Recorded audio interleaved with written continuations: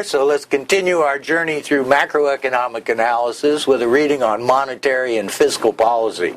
We have about 17 learning outcome statements here, which sounds like a lot, but is not a terrible amount because a lot of it's just definitions and things you need to memorize. So easy to present, harder for you. Not too much analytical in here. So let's jump in and first off just define what we mean by monetary and fiscal policy. Now, monetary policy, management of the supply of money and credit. We've talked about this in other study sessions so far. When we talk about an expansionary monetary policy, we mean the money supply is getting bigger, or sometimes we mean the growth rate of the money supply is increased. So you may see it either way. So if we increase the money supply, that tends to decrease interest rates, which tends to increase aggregate demand. Remember, C and I in C plus I plus G plus net exports both increase. Contractionary monetary policy, just the opposite. When it's time to fight inflation, slow an expansion down, that increases interest rates, slows down business spending, slows down economic growth, and hopefully tames inflation. So that's monetary policy. On the other hand, when we talk about fiscal policy, we're talking about government taxing and spending. So an expansionary fiscal policy could be if the government increased spending, holding taxes the same, or decreased taxes, holding spending the same. Now what I want you to focus on when we're trying to identify expansionary fiscal policy is usually the budget deficit.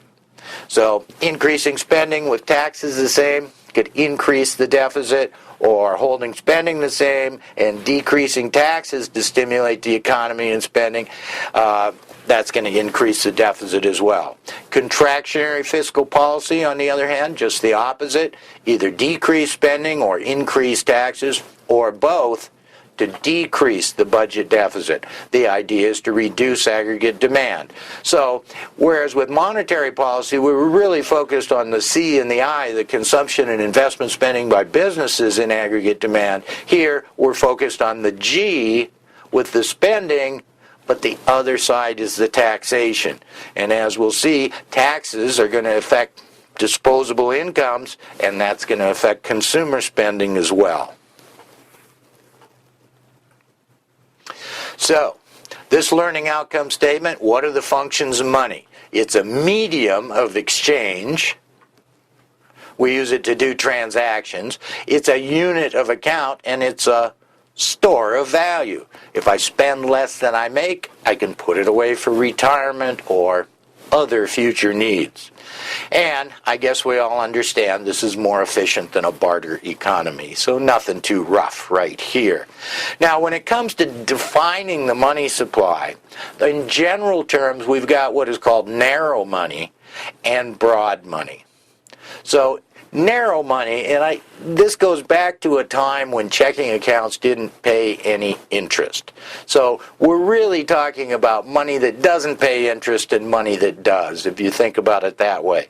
So in narrow money, and this is what's called M1 in the US and the Eurozone, we've got the actual currency in circulation, we've got checking account deposits, and we've got traveler's checks. So that's our narrow definition of money.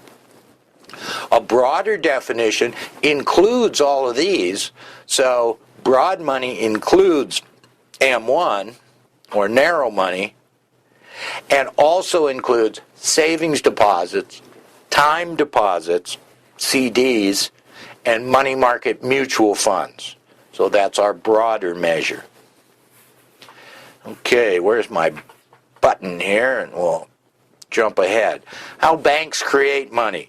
Now, you may have to look at an example and work through an example of this to convince yourself that it really works, but the story is pretty straightforward. In a fractional reserve banking system, deposits are made into the banks, and what do banks do? Well, they lend out that money, in a simple example, to earn some interest, and then they pay interest on their deposits of some sort or another.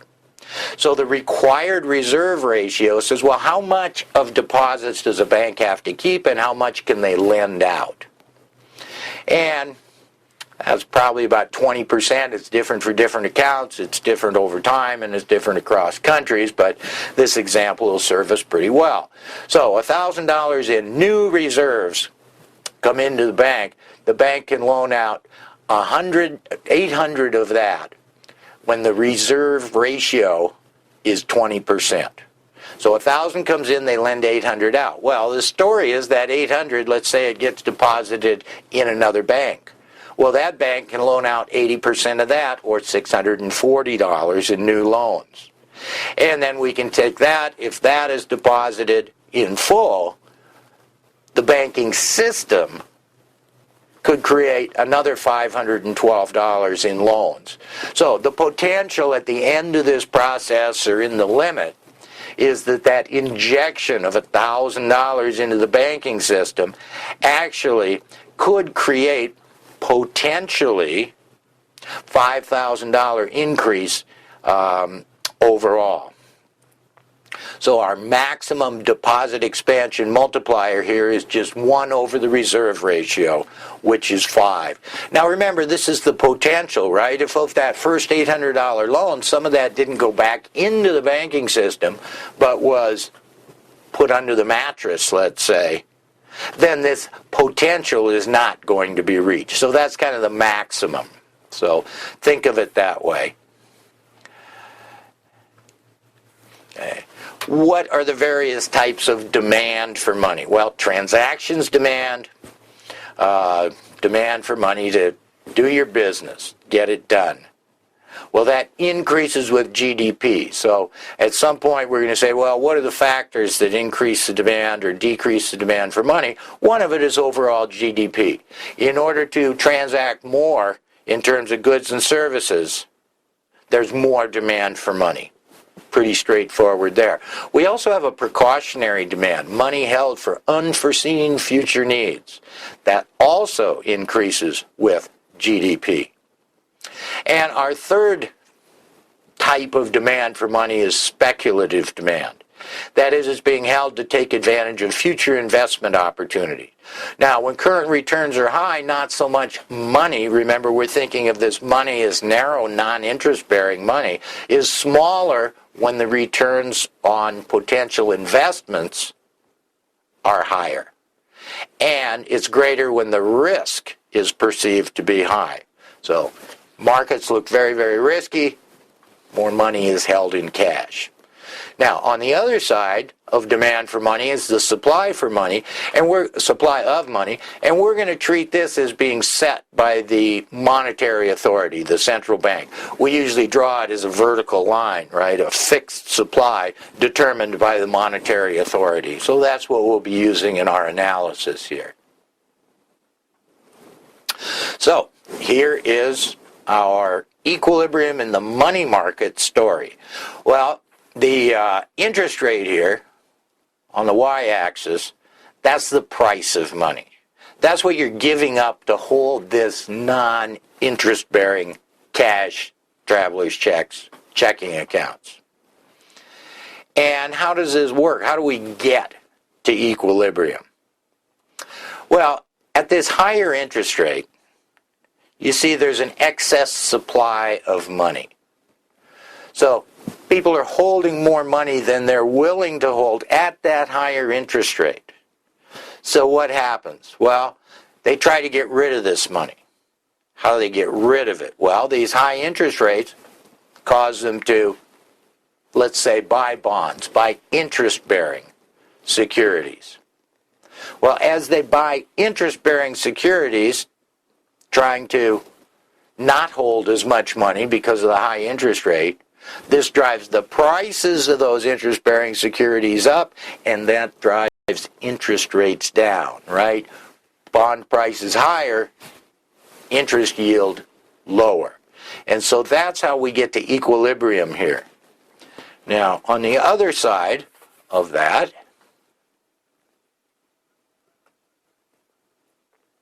would be an interest rate that is below equilibrium. Well, in this case, there's excess demand for money. Well, how do people get more money, right? The interest rate is low, So the opportunity cost of holding money is lower. The opportunity cost of not being invested in interest-bearing securities is lower.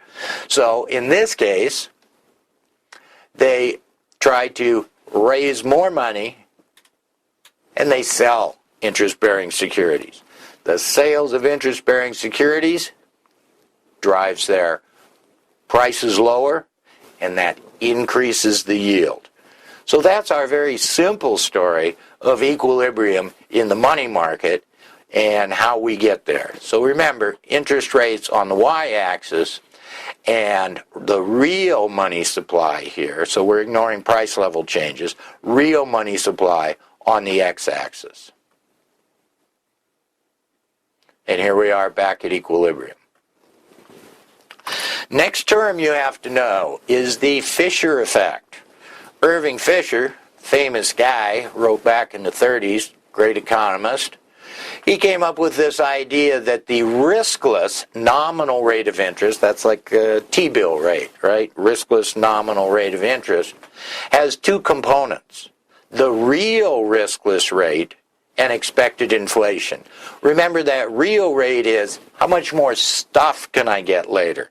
So if the interest rate nominal is 5%, and expected inflation is 3%, then the real rate is approximately 2%. Because if prices go up 3% and you have 5% more money, how much more stuff can you get? Well, you can get 2% more stuff. And so that's the Fisher effect, or the Fisher equation. Now, there's some uncertainty about future inflation rates, and there may be a risk premium in there too. That wasn't part of Fisher's original argument on this, but it's something you should understand. So we can modify this Fisher effect to say, well, the riskless nominal rate has three components: the real riskless rate and expected inflation. Now, if expected inflation were known with certainty, then this first Fisher effect equation would hold. But if there's uncertainty about inflation, then that puts another risk, right? Purchasing power risk. Uncertainty about how much stuff you're going to be able to get at the end of the period, or how much more stuff you'll be able to get at the end of the period. And so we add a risk premium on that for uncertainty. And we don't deal with this too much at level 1, but just something you should be aware of. If I can get this. Okay, now let's start to talk about central banks and how they manage the money supply. What are the roles of a central bank like the U.S. Federal Reserve? Well, they issue the currency. Okay? They're the banker to banks and government. They hold the reserve deposits. Remember our reserve requirement. Okay. They regulate the banking industry and the payment systems, not completely. There's other agencies that do this, but they do have some role in regulating the banking system. They are, as we saw in our most recent financial crisis here some years back, lender of last resort. They were the ones that were bailing out the banks. They were the ones that were bailing out these other companies that were overexposed and on the brink of financial collapse. Okay.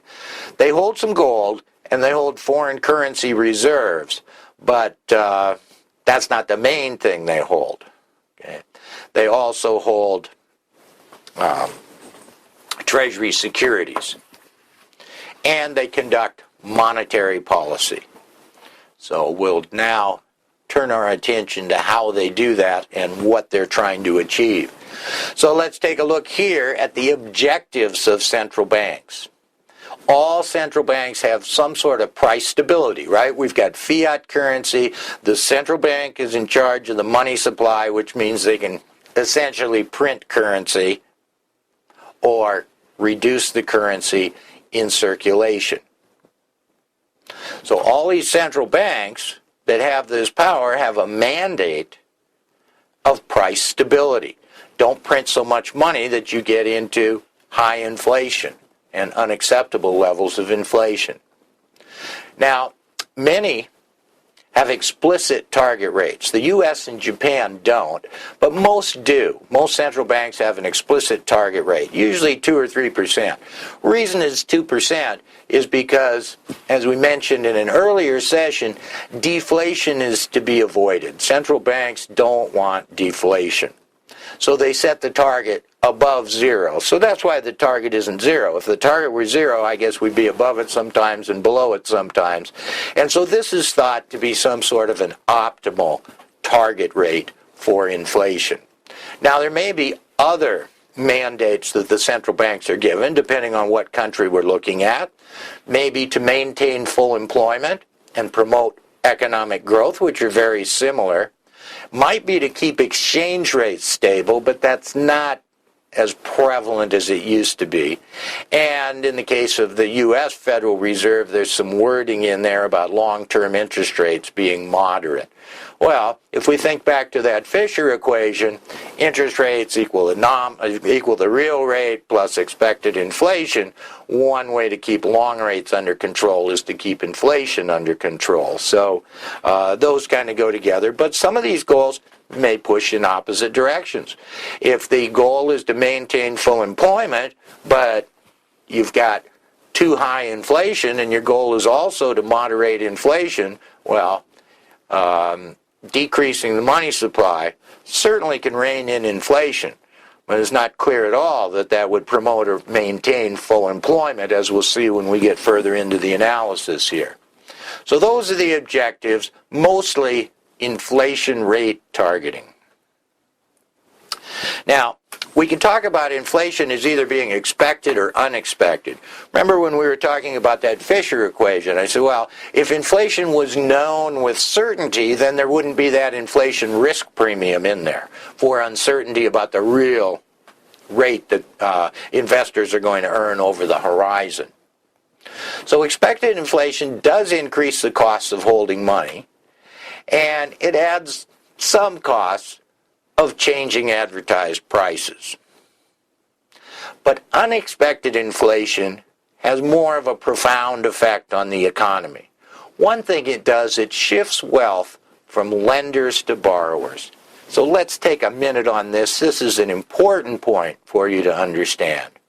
Okay? So I go out and buy a house, and I put 20% down, and I buy a $300,000 house. So I put $60,000 down, I borrowed $240,000. Well, over time, if there's inflation, so let's take an example of extreme inflation. Let's say the inflation is 100% over some period while I'm still owning this house. Well, those dollars I'm going to pay back my mortgage with are less valuable. And yet, if that's a fixed rate mortgage, my payments are set out 30 years. So the house is becoming more valuable, but my payments are easier to make. If we had 100% inflation, even if I didn't get a raise, I'd be making twice as much money if I was just earning the same in real terms. So now it's much easier to pay off that debt. So there's a shift from lenders to borrowers. Also, when there's unexpected inflation, supply-demand information and price changes becomes less reliable. So I've got a product out there, I'm a producer, and I see that prices are going up. People are willing to pay more for my goods. Now, if I don't think this is inflation, or I don't understand well that this is inflation, I may think people are really starting to love my products more. And I'll make the production decision to expand production. And so with this unexpected inflation, the price information I'm getting from the market may be misleading, or certainly, as it says here, less reliable.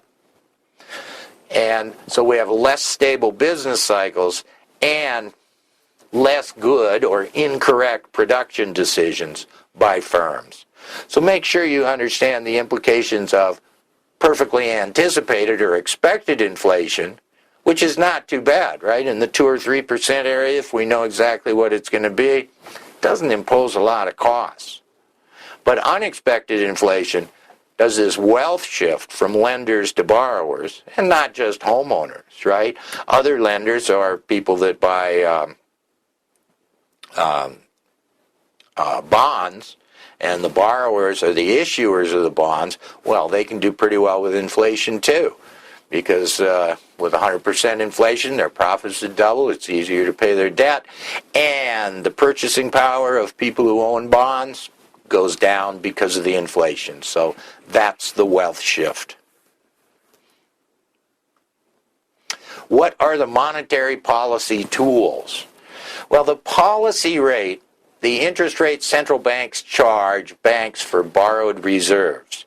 Right? If a bank's loans are high and they don't have enough reserves, or they want to make more loans, they have opportunities, they can borrow reserves from the central bank. Now, they don't like to do this a lot, and if we see in the third bullet point here, the U.S. Fed sets a target for the federal funds rate. So sometimes that's the headline, right? Federal funds rate cut to 0.25% or 0.5%, whatever the target might be. And that's a market-determined rate, but the U.S. Federal Reserve can expand the money supply, increasing the reserves that banks are holding, and that encourages them to lend to other banks and brings this federal funds rate down. So this policy rate is a very short-term rate for borrowing by banks. So raising that policy rate discourages banks from borrowing reserves, makes reserves less plentiful and more expensive, and so that reduces lending and shrinks the money supply. Now, decreasing this discount rate or the Fed funds rate, overall thought of as a policy rate, would tend to increase the amount of lending in the money supply. If you make reserves cheaper and easier to get, banks are going to be more willing to lend. At least that's the story. We'll talk about some of the limitations on that story in just a minute. So that's the number one tool there, is this policy rate. The other two ways that they manage the money supply is through open market operations. Well, open market operations are going on all the time. And if they decide to change the Fed funds rate, they do this by increasing or decreasing the money supply. Well, how do they do this? Well, the central bank can go out and buy government securities. Remember, I told you that government securities are the main asset of the central bank. The currency issued is the liability. So the central bank buys government securities for cash. This puts cash out there, and the Fed holds the Treasury securities. This increased reserves, money supply increases. The other way around, the central bank wants to decrease the money supply through open market operations. Then they sell securities, and this takes money out of the system, puts it back at the Fed, and shrinks the money supply. The third tool that they can use is the required reserve ratio. Remember, our potential deposit expansion multiplier was 1 over that reserve requirement. In our example, 1 over 0.2 for a 5 as our potential deposit expansion multiplier. So banks can change that. If they decrease this percentage of reserves, the required reserve ratio, that allows banks to lend more and increases the potential deposit multiplier and increases the money supply. Increasing the reserve ratio has the opposite effect. Now, this is not an often used tool, but we've seen it used over the last few years. The Chinese banking system has adjusted their reserve requirements to make changes in the rate of growth of their money supply. So those are the three tools. What are the characteristics of central banks that we should look for? Well, I don't know if it'll help to memorize it, but if you look at TIC right here in characteristics, we've got transparency, independence, and credibility. I haven't got them in that order here. Independence is probably the number one thing that we look for in a central bank. Free from political interference. Well, certainly none of them that I know of are totally free from political interference. So at the bottom of this slide we've put this is not absolute. It's either up, they're not independent, yup, they are. But we look for a high degree of independence. And now we've got another definitions, or two more definitions for you here. Operational independence says they're free to set that policy rate on their own. And target independence, an example being the European Central Bank, sets inflation target, measures inflation, determines the horizon to meet the target. So, if the government is setting the policy rate, then they don't have operational independence. If the government is setting that target, maybe I said that wrong, the policy rate is operational independence.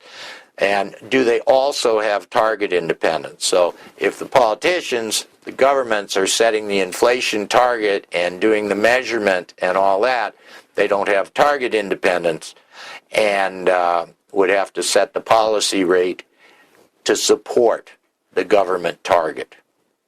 But ideally, the central bank will have both operational and target independence. And the other two, credibility. A bank that doesn't follow through on its stated intentions loses credibility, and they're going to lose effectiveness. And transparency is a third characteristic we look for. The bank discloses the inflation reports, the indicators used, and how they use them.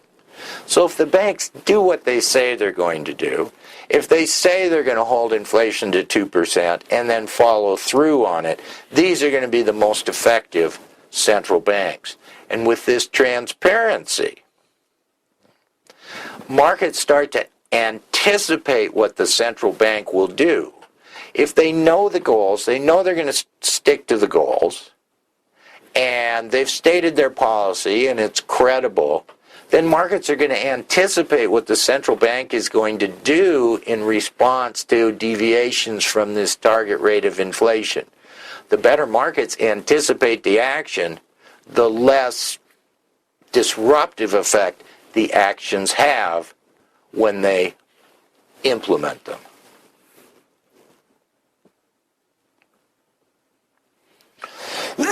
Excuse me. Okay, so this part is important here. Monetary policy transmission. How does this work? How does it work its way through the economy? You say, well, we expand the money supply and people buy more houses. Well, how does this work? Well, when the central bank buys securities, so now buys securities, they're putting cash out there, taking securities back, so the money supply is increasing. This increases banks' reserves. This decreases that federal funds rate, or more generally, the interbank lending rate. So short-term and long-term lending rates decrease, especially if we think of the long-term rates as just having a liquidity premium, a maturity premium on them. Now, in response to that, businesses increase their investment. Money is less expensive, lower interest rates, lower borrowing costs. If I can borrow at a lower cost, there's other activities, expansions, business to be done that I can do at a lower cost that now looks profitable. So businesses increase investment. Consumers also are going to increase house, auto, and durable goods purchases because these are interest rate sensitive purchases. They're usually purchased on credit. So before, in an earlier session, we talked about, well, gee, if you expand the money supply, interest rates go down, C goes up, consumer expenditures, and I goes up, business investment goes up. Well, that's these two pieces right here. That's how a decrease in interest rates from an increase in the money supply can stimulate the economy. And remember, we said we would shift out aggregate demand, increase aggregate demand. So, another effect is that the domestic currency depreciates, right? We've got a money supply, we've got a foreign exchange rate equilibrium, and now there's more money. Well, if there's more dollars, then they're worth less in comparison to other currencies. So this is why we say the depreciation of the currency.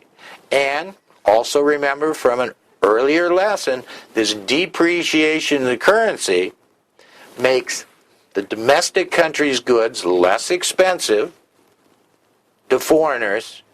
They buy more, and this increases exports. So now remember our aggregate demand. Okay, our aggregate demand, C plus I plus G plus net exports.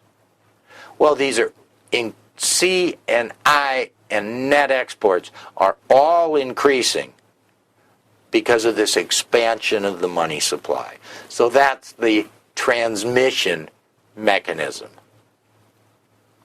So expansionary money supply affects four things. First off, market interest rates. Less incentive to save, right?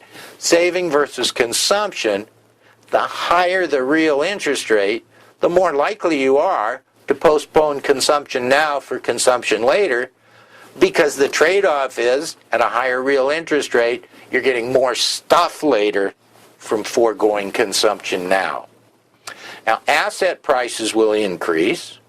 There's a wealth effect, so consumption spending increases.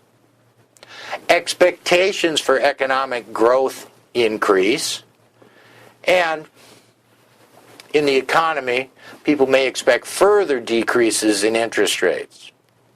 So that stimulates aggregate demand.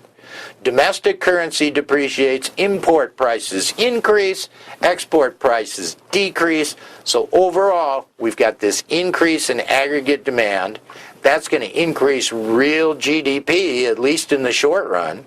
And that goes along with increasing employment, but also this puts upward pressure on the price level, as we saw in our aggregate demand, aggregate supply graphs that we looked at earlier. Okay, central bank targets. Well, we've discussed this already. Let's flesh it out with a little more detail. Interest rate targeting. Increase the money supply growth when interest rates are above the targets, and decrease the money supply growth when interest rates are below the targets. Again, not a terribly complex idea, but certainly one that you need to have a good grip on. We talked about inflation targeting. Sometimes there'll be a band instead of a specific rate, and this band is typically 1 to 3% for the reasons that I talked about earlier. So, what does the bank do? Well, they increase the money supply growth if inflation gets below the target band, and decrease money supply growth when it's above the band. And the reason we have this band above zero is because we really don't want deflation. Now, inflation targeting is very prevalent, and that's really what the world of central banking has moved toward over the last decades.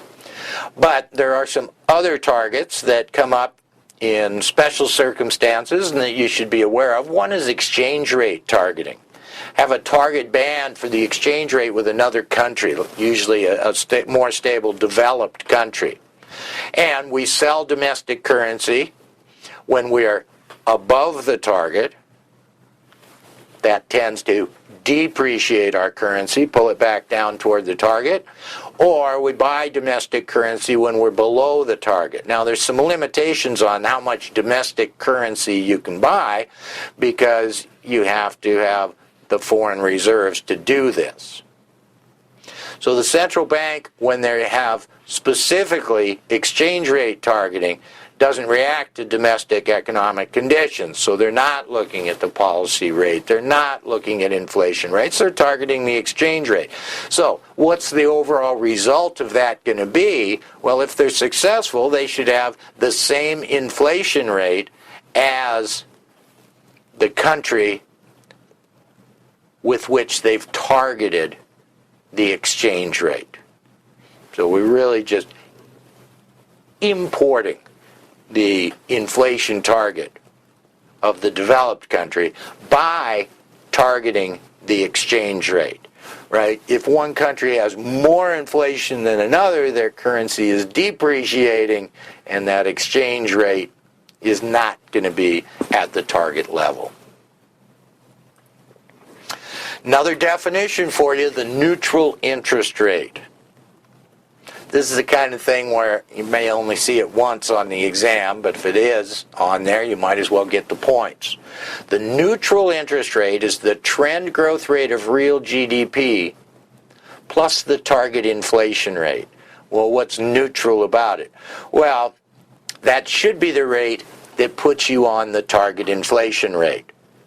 Remember, if the money supply expanded at the same rate as the economy, so if real GDP growth is 3%, and we expand the money at 3%, that would be consistent with zero inflation over the long term. So we've got a little higher target than that. So we're going to take the growth rate of real GDP. So you say, well, the economy's growing, its trend rate is plus 2%. Per year, and our target inflation rate is plus 2%. Well, surely this isn't a complicated calculation, just an illustration of this concept. So in this case, if we grow the money supply at this neutral rate of 4%, then we should expect 2% inflation.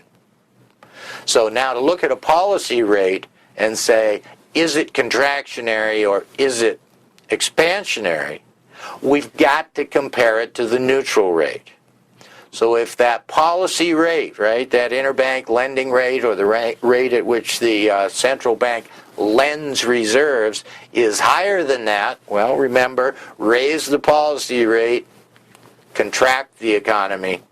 If the policy rate is below this neutral rate, then that's expansionary. So that's the neutral interest rate and how we use it to determine whether a particular monetary policy, as expressed in the policy rate, is contractionary or expansionary.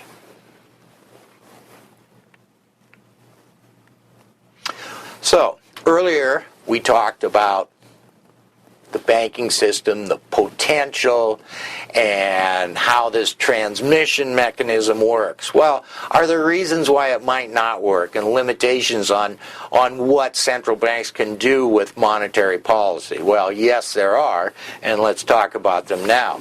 This first one says long-term rates may move oppositely to short-term rates because inflation expectations change.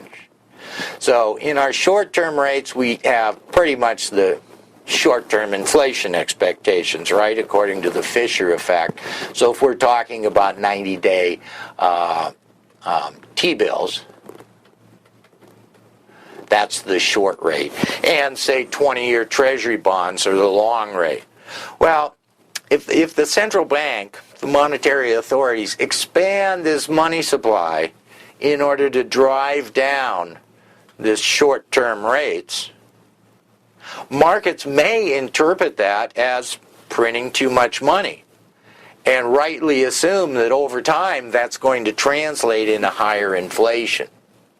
So we could have an expansion of the money supply that drives down short-term rates, but at the same time increases that inflation premium and inflation risk premium. So I should say expected inflation and uncertainty about future inflation increases that inflation premium and actually increases long-term rates, which is not going to be stimulating or expansionary to the economy. So there's one limitation. Now, if the monetary tightening is extreme, expectations of recession may make long-term bonds more attractive, decreasing long-term rates. Right? When do you want to own bonds instead of equities? Well, a recession is a good time to own bonds rather than equity, especially if the bonds don't default. And so what we're saying here is that there's an attractiveness to long bonds. So even if they're tightening on the short end, that may bring long-term bond yields down as money shifts into long-term bonds, okay, bidding their prices up and long-term rates down. Well, again, this is just the opposite of what the central bank is trying to do with tightening. This decrease in long-term rates could increase investment spending, and that would run counter to the idea of economic contraction from monetary tightening. Now, this third one here, the liquidity trap is how it was originally named. If demand for money is very elastic, people will hold currency even as the money supply increases, referred to as a liquidity trap, right? We said, well, if they get excess supply of money, people try to get rid of it, they buy securities. Well, in this case, they're not doing that. So that equilibrium mechanism that we talked about that got us from a too low rate back up or from a too high rate back down, well, this is getting interrupted now because we expand the money supply, and instead of buying interest-bearing securities with this and driving their prices up and yields down, they just hold on to it. That's the liquidity trap, and what it means is expansion of the money supply becomes a less and less effective tool for managing that policy rate. Two more limitations. Banks may desire to increase capital and not increase lending in response to expansionary monetary policy. Well, we've seen this in recent history when banks, after the last financial crisis, the credit crisis, I guess it was called at the time. So, banks, as the policy rate was lowered, they expanded the money supply greatly. There's lots more money out there, but instead of turning around and lending it, right, which is what would support this deposit expansion multiplier and growth in the economy, they decided, well, they didn't have enough equity capital, and they needed to increase that. So they used those funds to increase their equity capital rather than lending them out. And so that's kind of a break in this transmission mechanism as well. And our final limitation here is pretty straightforward. Rates can't be below zero. So it really limits a central bank's ability to act when there is deflation. We've talked a couple of times about how central banks want to avoid deflation, and this is one of the reasons. They can't put these policy rates below zero, right? Once we've lowered them to zero, if we've got deflation, we've got a negative return on that money. So recently, central banks have employed what's been called quantitative easing. I think we're on QE3 as I record this. Buying longer-dated government securities, mortgage securities, and risky bonds. So this is a little bit different. The reason we bring up this term here, quantitative easing, is really money supply increase, but they're not doing it with those short-term securities and manipulating the policy rate. They've gone in and bought longer-dated government securities, mortgage securities, and even some risky bonds to reduce long-term rates to stimulate the economy. Okay, let's find my pointer here, and maybe I can go to the next slide. Yeah, there we go. Okay, fiscal policy. We wrapped up monetary policy for now. Let's talk about this fiscal policy. Well, this is what we described before. Increase spending or decrease taxes or both, which increases aggregate demand through G, but also through consumer spending because of the taxes. Contractionary fiscal policy, just the opposite, decrease government spending or increase taxes or both, and decrease aggregate demand. So you remember when we talked about business cycles and how the Keynesian solution was to step in and change aggregate demand because of the downward sticky wages under Keynesians and wages and other input prices under the new Keynesians. So these are the two tools. We talked about how monetary policy affects aggregate demand. Well, now we're going to look at the fiscal policy, how that affects aggregate demand, and how it could, in theory, be used to counter economic cycles. So these Keynesian economists believe discretionary fiscal policy can stabilize the economy, increase aggregate demand, shift that aggregate demand when we have recessions, and decrease it to combat inflation when we are at over full employment, to the right of potential GDP long-run aggregate supply. Now, there are automatic counter-cyclical stabilizers. Taxes and transfer payments tend to decrease deficits during recessions, right? Recessions,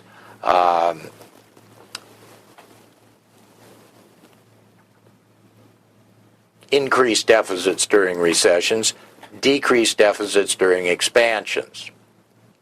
So, we're in an overheated economy. Think of unemployment insurance. When we're above full employment, payments for unemployment insurance are low. Nothing has to be enacted, nothing has to be changed. This is just the way it works. If we're in a recession, unemployment is high, then this government spending for unemployment insurance increases. So that's why we call these automatic stabilizers. They're already in place. They don't require a new policy decision. They don't require an act of Congress or anything. They tend to automatically stabilize the economy. And that's also true of progressive tax system. When incomes are down, taxes are down more. When incomes are up, taxes are up more.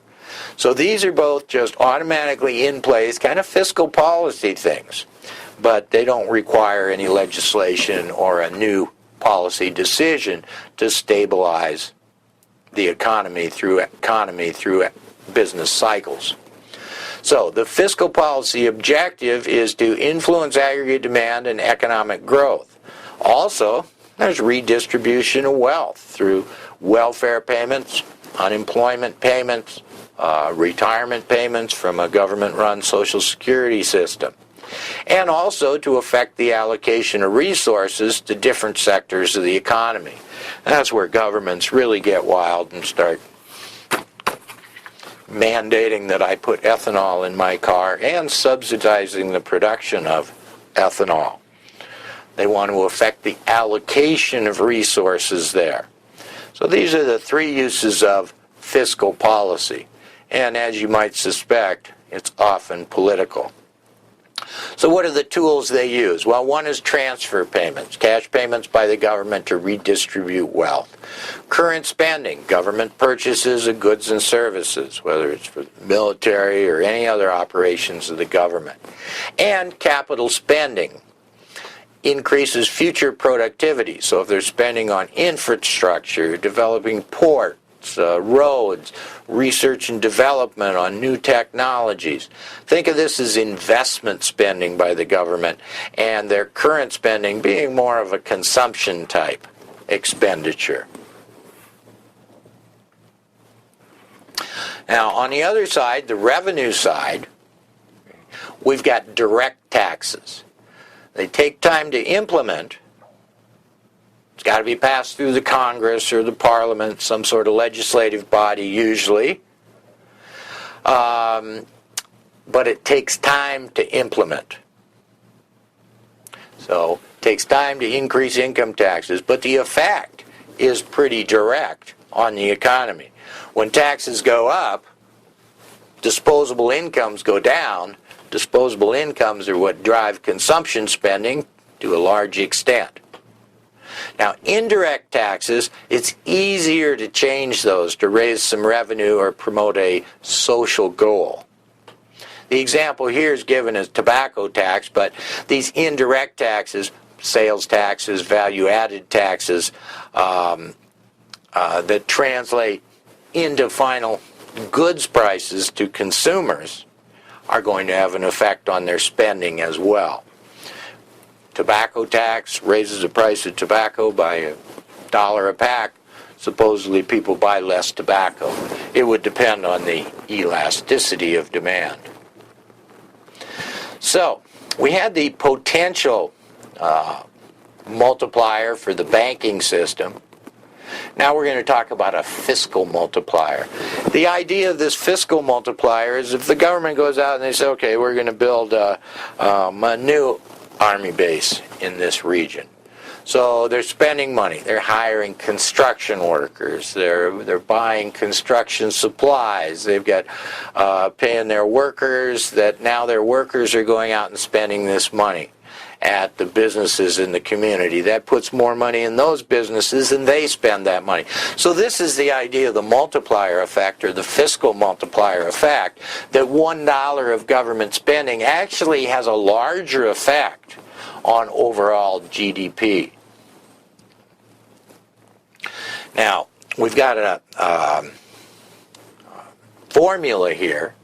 Okay, but let's check our learning outcome statement here. I guess we're on O already. Okay.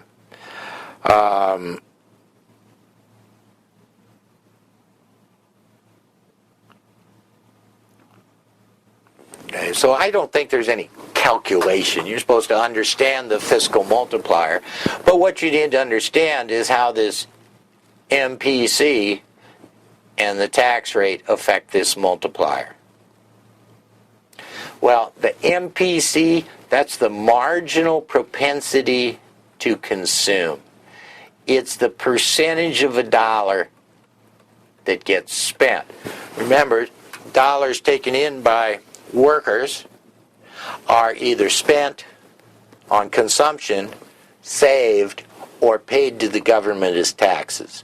So that's why we've got this in here. We want to capture how much gets spent out of each dollar once we take out savings and once we take out taxes.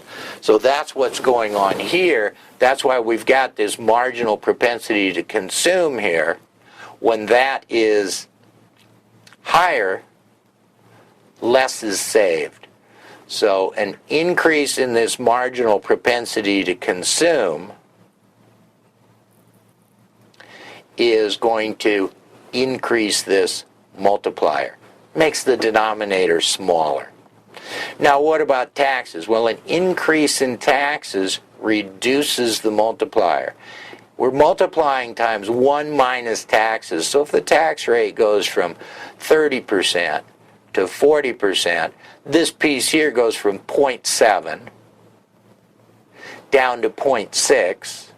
That reduces this overall term, and that increases the fiscal multiplier. So rather than worry about that exact formula, I want you to understand that it's all about spending. And the higher the tax rate, the less there is to spend, the smaller the multiplier. The higher is the marginal propensity to consume, the percentage spent out of each dollar of additional income, the greater the multiplier effect. Now, sometimes you'll run into, rather than the marginal propensity to consume, sometimes you'll run into the marginal propensity to save. And that's just the reciprocal of that. So the marginal propensity to consume is 0.84. The marginal propensity to save is 0.16. So an increase in the marginal propensity to save decreases the marginal propensity to consume, and that's going to reduce the multiplier. So, a simple example here for a marginal propensity to consume of 0.8 and tax rate of 0.3, $100 billion spending increase over time, because it takes time for this money to flow through all those hands I talked about, can increase consumption by this fiscal multiplier. And so here that fiscal multiplier is looking a lot like 2.27, because $100 billion in direct federal spending is having this multiplier effect of, over time, increasing economic activity, GDP, by $227 billion. Well, if we've got a fiscal spending multiplier, we've also got a tax multiplier. Now, the tax multiplier is going to act just oppositely, right? Taxes go up, people have less disposable income. They spend less, that decreases the incomes of the butcher and baker and candlestick maker, and that's going to have a multiplier effect as well. Now, it starts out a little smaller, though, because with government spending of $100 million, that went straight into, or $100 billion, I guess it was, that went straight into the economy as spending. Now, if we increased taxes of $100 billion, that would reduce consumption by 80% of that. Because our marginal propensity to consume, we said, was 0.8. So if we take $100 billion more in taxes, this reduces consumption by 80 billion. And then over time, we get this similar multiplier effect, leads to a decrease in consumption spending of 182 billion. Okay. So the 100 billion spending by the government for our fiscal tax our fiscal multiplier, fiscal spending multiplier, was an injection of 100 million directly into spending. If we increase taxes to offset this spending by 100 billion, the decrease in spending is only 80. So we say that the balanced budget multiplier is positive. Balanced budget meaning we increase taxes by 100 billion and we increase spending. So it was so-called revenue neutral, didn't affect the deficit. And yet it still has a positive effect on the economy. The reason being is that this tax multiplier is smaller than the spending multiplier. That's why we say the balanced budget multiplier is positive. So, using those same numbers we had, 100 billion increase in spending, 100 billion increase in taxes, so-called revenue neutral, over time this could increase consumption spending by the difference between that 182 and the 227. Again, the balanced budget multiplier is positive.